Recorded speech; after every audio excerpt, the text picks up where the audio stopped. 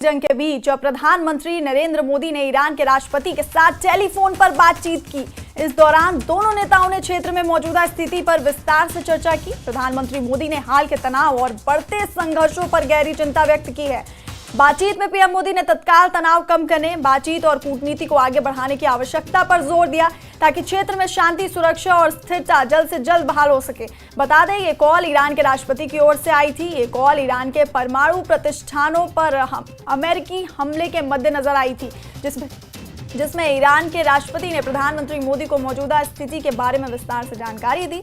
ये call 45 minute तक चली, जिसमें ईरान के राष्ट्रपति ने भारत को क्षेत्रीय शांति, सुरक्षा और स्थिरता को बढ़ावा देने वाला मित्र और साझेदार बताया। उन्होंने भारत के रुख और तनाव कम करने, संवाद और कूटनीति की अपील के लिए प्रधानमंत्री मोदी को धन्यवाद किया। तो ईरान इजराइल में ये जो जंग खतरनाक मोड़ ले चुकी है, इस बीच प्रधानमंत्री नरेंद्र मोदी ने ईरान के राष्ट्रपति के साथ टेलीफोन पर बातचीत की।